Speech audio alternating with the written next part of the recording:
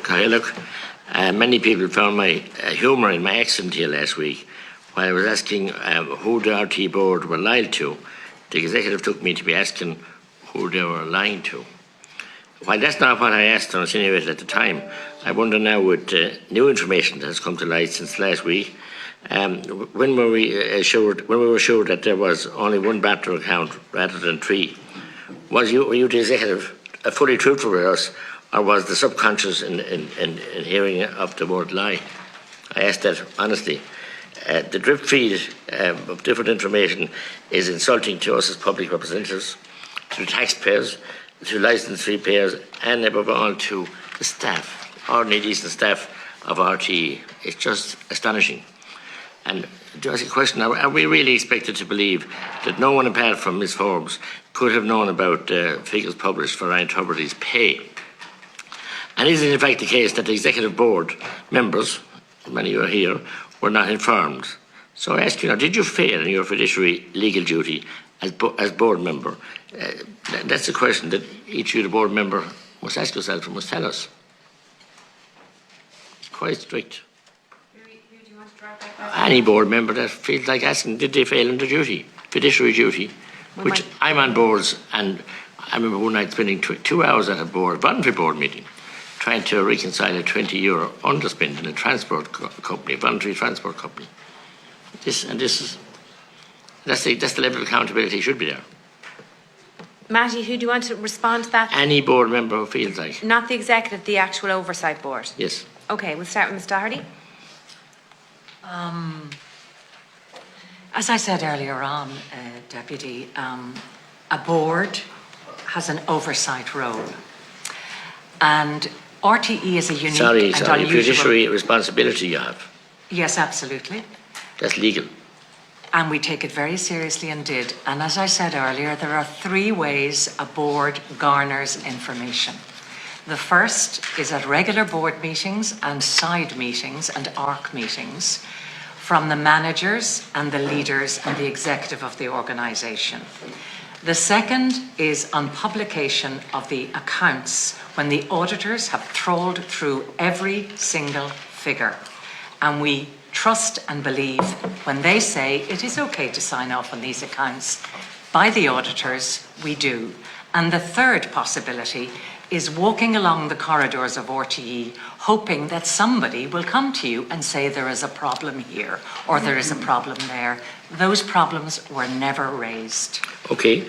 Look, a key legal and fiduciary responsibility of any board is to negotiate the pay terms and conditions of the company's highest paid earners. And only a board is in a position to do this job. And almost every board, but especially a publicly funded one, must have a remuneration committee, and that committee most likely must meet several times a year, and would most investigate and negotiate the pay levels. Not as simple as you're waiting for someone to put into the corridor. I don't accept that.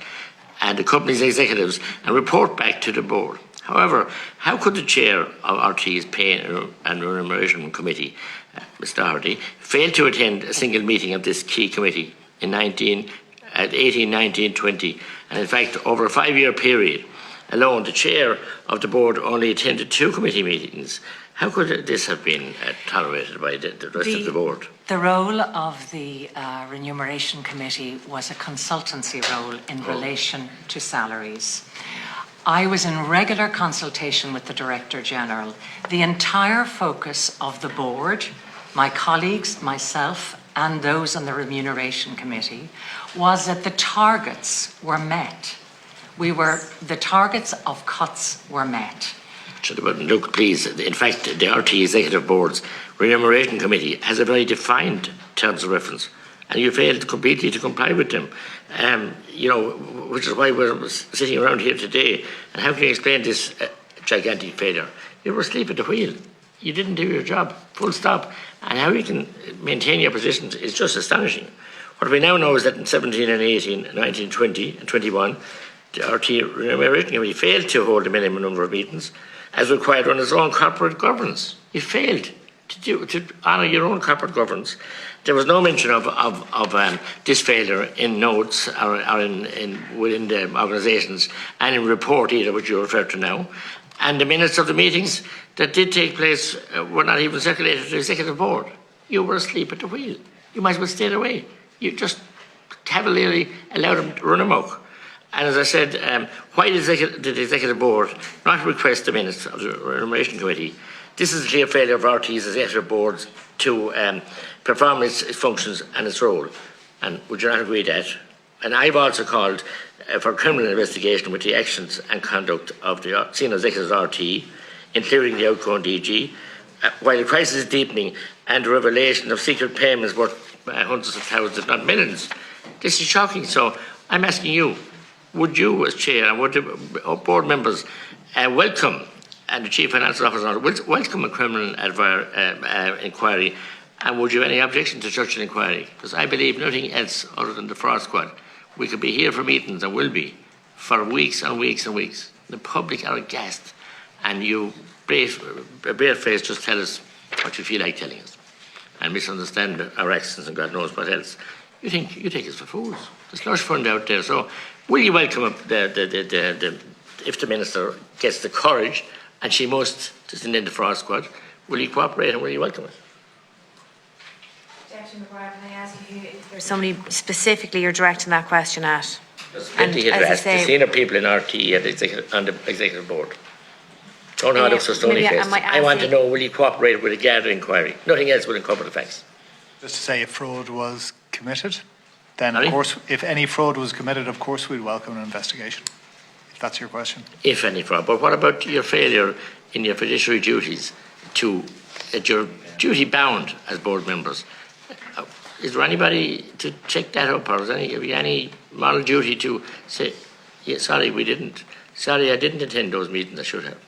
Sorry, there wasn't a number of requested meetings. That is down there in your own governance.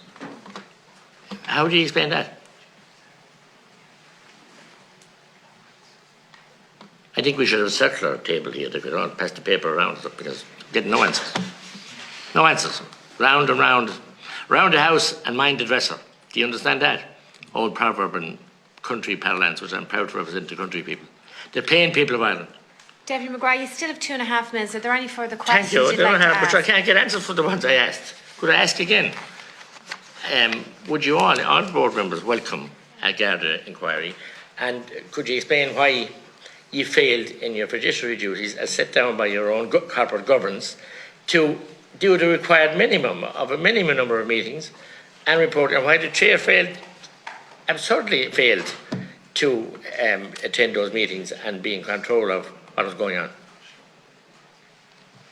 With regard to fraud, Deputy, I take comfort in the legal guidance given to Siún as chair of the board and to the RTE board that there is no fraud involved. Lack of transparency, misguided and misleading, yes, but under the legal advice right now, I believe, and I will ask the chair to confirm this, that no fraud has been committed.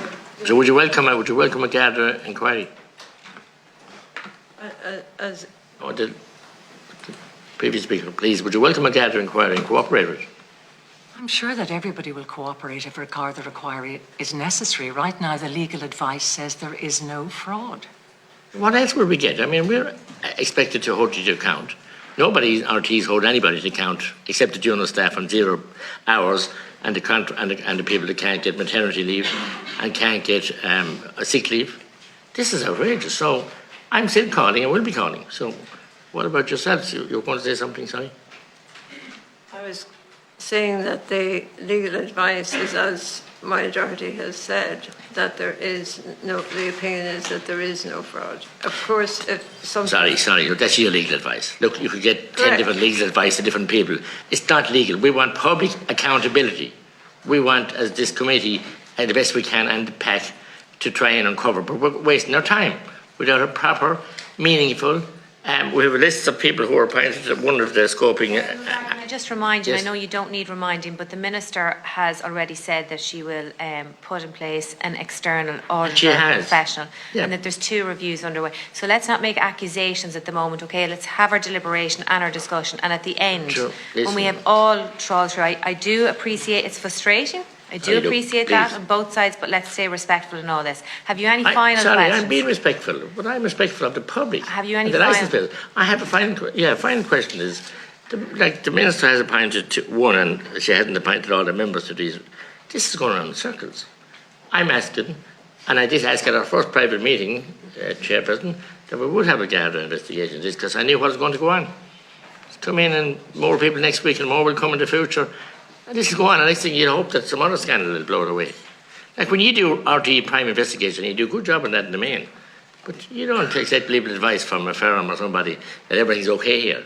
You go in and forensically interrogate and put it out on RTE prime time. So the hat is on different people now and the focus. So you're falling far short, desperately short in being upfront. Your legal advice, you can't hide behind legal advice for fiduciary failures of executive board members. Just can't. Ordinary boards, voluntary boards around the country that many of us sit on, and maybe many of you too, are respected. But RT seems to have this idea that they can do what they like. So you were asleep at the wheel and you were incompetent and didn't do your job. And we'll conclude on that, Deputy McGrath, because you're way over the time now. Thank you. Thank you very much.